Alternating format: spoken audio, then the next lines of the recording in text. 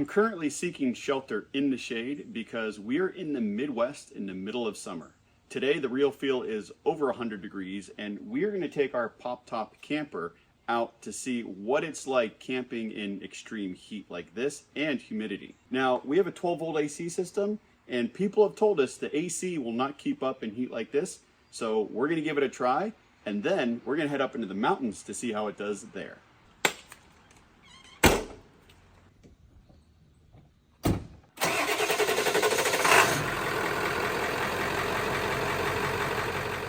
For the past 3 years, Kate and I have been part of the annual Hokey Pokey Summer Camping Adventure, hosted by our friends. What better way to test our new truck camper build than to take it out for the weekend and put it through its paces? Patoka Lake Modern Campground has over 400 campsites and draws campers of all kinds, including many tent campers. We've experienced it in our transit camper van, a travel trailer, and now we're getting to try it out in our new pop-up truck camper and see how it holds up during a summer heat wave. It is currently 98 degrees inside the camper.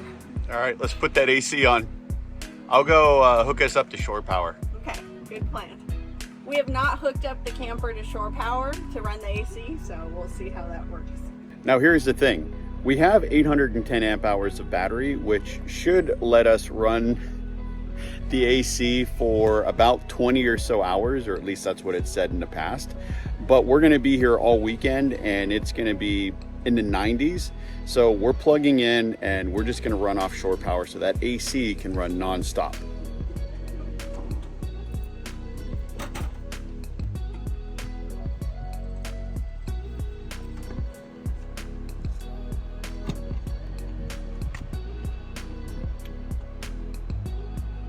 Oh, I heard the inverter go on, or something went on.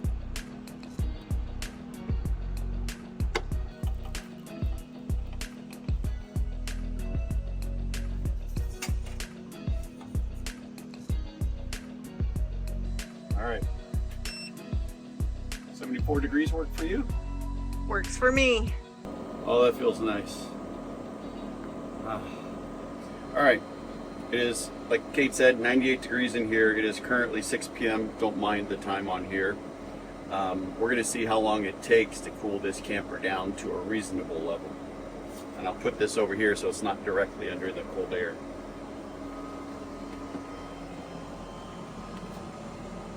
Since we don't have a 30 amp cord for this camper yet, we plugged into the 20 amp receptacle.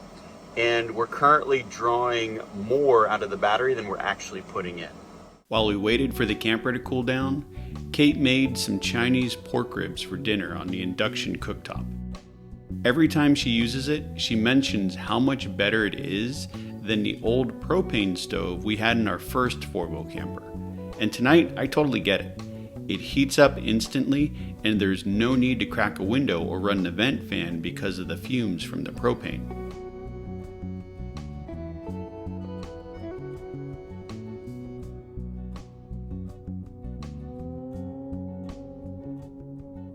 Well, it's been just over an hour and the AC is definitely cooling down in here. The thermostat says that it's 88 degrees, so 10-degree difference in an hour, which is pretty good considering this camper was sitting in the sun all day while we were packing it and getting ready to leave. So everything in here is very hot just to begin with, so that AC has been doing its job well. I'll be curious to see though how it goes through the weekend, especially tomorrow when it's going to be sunny and hot all day long. I am so grateful for the AC right now, because in our first four-wheel camper we didn't have AC, and I'll never forget the time we camped at Dinosaur National Monument. It was so hot, I think it was in the mid-90s. The only way we could cool off was going into the river. My only complaint with this system so far is that the high fan whining noise you hear isn't the AC. The AC is actually fairly quiet. But it is the converter that's converting the 120 from the outlet to 12 volt to charge the batteries, run the AC and everything else in here. Now the sun is on this side of the camper and it's hitting the fabric on the outside. So I was curious how good this thermal pack is actually working. So I got a little heat gun here Thermal pack is at 96 degrees, 95. 114, 120. You can feel the heat as soon as you open this, so thermal pack is doing its job. It's helping keep a lot of that heat out, and again, AC is keeping up, so far so good. After cleaning up from dinner, we headed next door to meet up with our friends Drew and Jamie, who were camping in their DIY converted cargo trailer. They invited us on a joyride around the lake, and we were all in.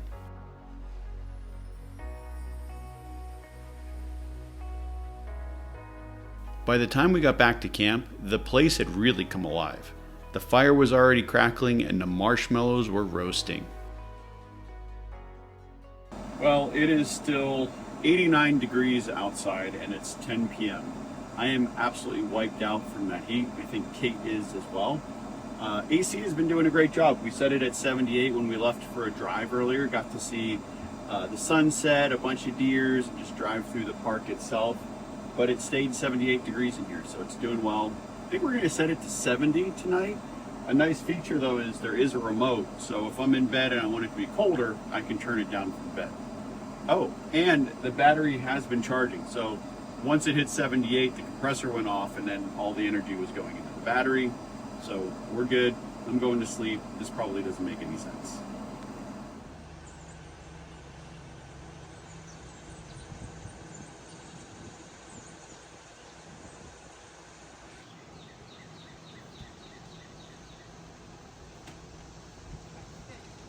Hey, look who's up. This is what I look like before coffee. The morning started out in the best way possible, with the smell of bacon sizzling on the griddle. While that cooked, the sausage gravy was getting some love on the stovetop, and the biscuits were warming, ready to soak it all in. It wasn't long before the table was covered in a proper country breakfast of flaky biscuits, rich gravy, and crispy bacon.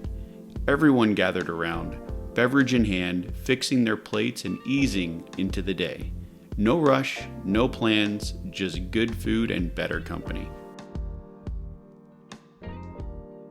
Well, so far to report, AC's been working great.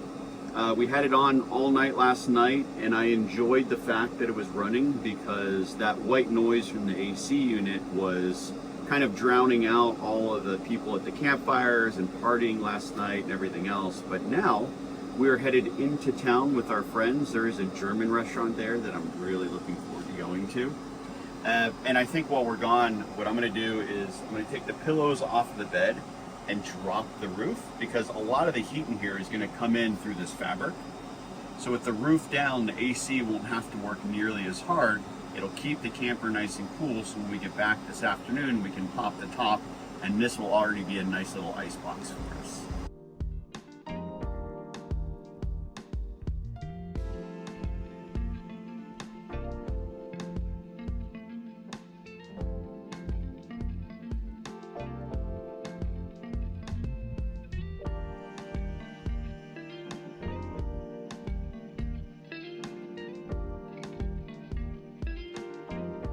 There's a chance of a storm today, so I'm gonna put the awning in just to make sure it doesn't get blown around while we're gone. Since our friends were camping with a towable, they offered to drive, which meant we didn't have to break camp. It was a short, scenic ride over to Jasper and a nice change of pace to just sit back and enjoy the drive. We couldn't have asked for better company. Jamie and Drew are some of the best people we've connected with during our time on the road, and they're a big part of why we ended up in Kentuckiana. Our first stop was the local farmers market, where we sampled all kinds of homemade jam. The clear winner? Door County Cherry, perfect for tomorrow's breakfast biscuits. With the sun out and the day shaping up beautifully, we decided to take a stroll. That little walk turned into a scenic wander across the Jasper River and led us to the historic Jasper City Mill. Completed in 2009, the current Jasper City Mill is the third to stand on this site. The original dates back to 1815, and even a young Abraham Lincoln once stopped here with his father to grind their family's grain. The staff were kind enough to fire up the mill while we were there, giving us the chance to see it in action. We even got to sample some of the fresh cornbread as part of the tour. We left with a loaf of jalapeno cheddar sourdough bread, which was the perfect snack for the walk over the town square.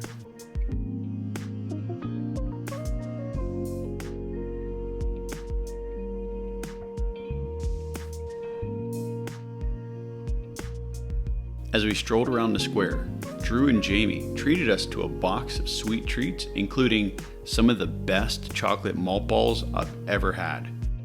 And you know what pairs perfectly with chocolate? Yep, you guessed it, coffee. The Next Chapter bookstore and coffee shop quickly became Kate's favorite spot on the square. It's more than just a cozy place for books and coffee. It's a space built around purpose and connection. Run by the Smith family, their mission is to inspire hope, spark meaningful conversations, and remind everyone that no matter what your story is, there's always more to be written. They serve everything from great pour-over coffee and African teas to vinyl records and secondhand books. And it all comes together to create a place that just makes you want to slow down and stay a while. And now, the moment we've all been waiting for, lunch.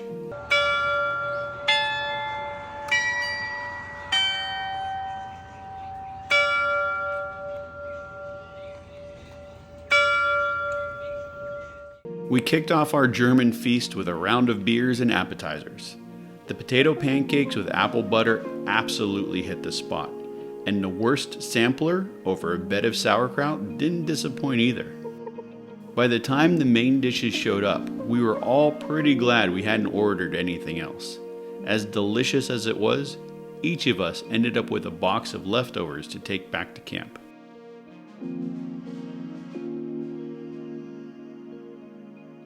Of course, we made sure to save just a little room for dessert.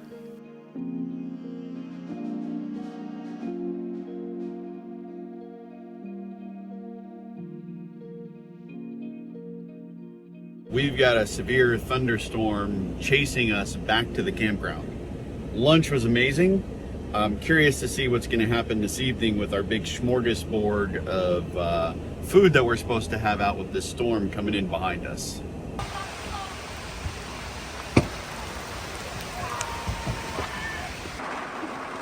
Well, we made it back just in the nick of time. The raindrops started falling the minute I opened the camper door. We'll see how well the campground holds up.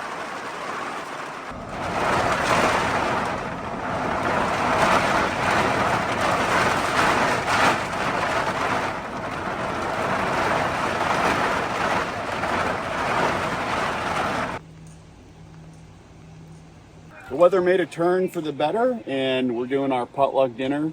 Kate and I are just going to observe because we are still stuffed from that lunch. That was awesome. We are bringing cookies. And brats. Chef Drew was back at it, manning the grill for the Saturday evening potluck that Hokey is known for. And before we knew it, 2 picnic tables were overflowing with sides and desserts for everyone to enjoy.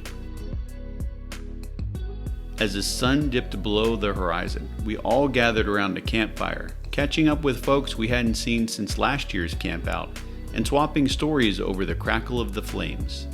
It's the kind of night that reminds you just how good it feels to slow down, laugh together, and truly connect on a deeper level.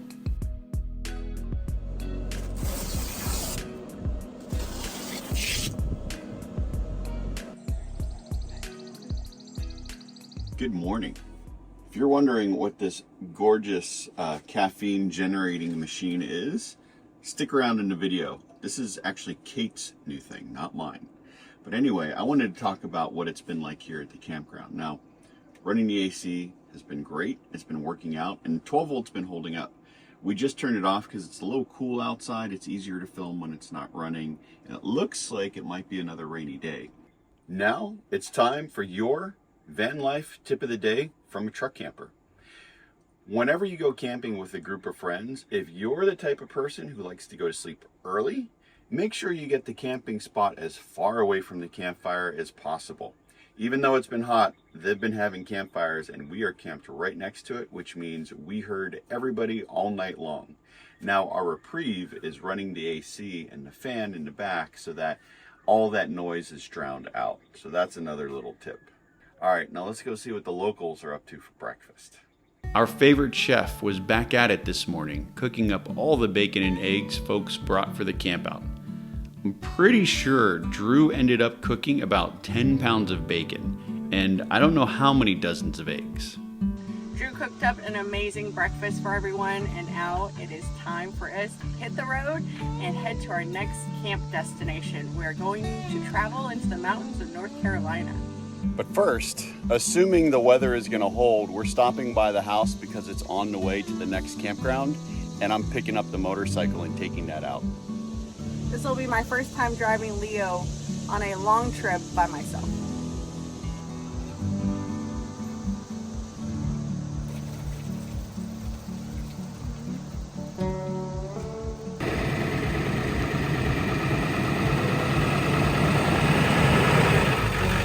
This is y'all's lucky video because I'm giving you van life tip number 2.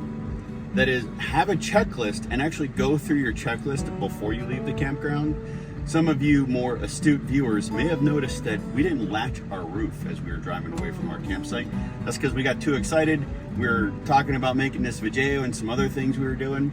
We started driving away and I looked at Kate and I was like, wait a minute, did you latch the roof? Because I certainly didn't. So we had to pull over, latch the roof. Luckily we didn't get on the road, but it's always good to go through a checklist, make sure everything is packed, things are closed, all of that stuff, so you don't do any damage to your RV when you drive away from the campground. I'll put a link in the description below. We actually have a checklist starter for different types of RVs, so you can go down there, put one together for yourself, and then you'll be set.